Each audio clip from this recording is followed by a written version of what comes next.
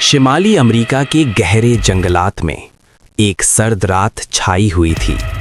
ہوا میں برف کے چھوٹے ذرات مچل رہے تھے اور درخت اپنی شاخیں ایک دوسرے سے ٹکرا رہی تھیں، جیسے جنگل خود سانس لے رہا ہو۔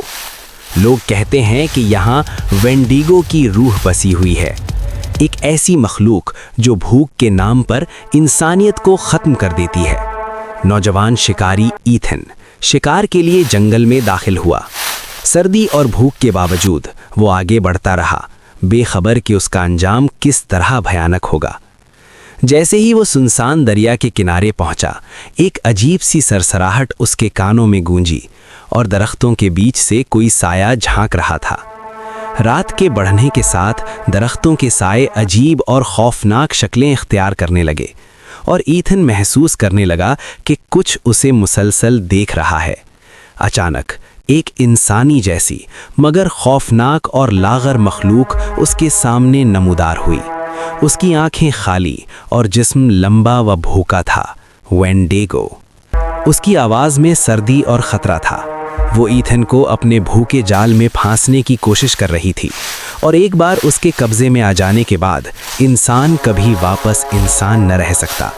ایتھن نے بھاگنے کی کوشش کی، مگر جنگل ہر قدم کے ساتھ مزید گہرا اور پراسرار ہوتا گیا، اور وینڈیگو کی شکلیں انسانی، درندہ اور صرف سایہ کی صورت میں بدلتی رہیں۔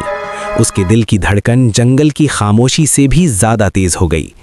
رات کے اختتام تک ایتھن کی چیخیں جنگل میں گونجتی رہیں، اور صبح کے اجالے میں لوگ صرف ایک انسانی ہڈیوں کا ڈھیر دیکھ پائے، جس کے ارد گرد عجیب و غریب نشان اس کی تباہی کی کہانی سناتے تھے۔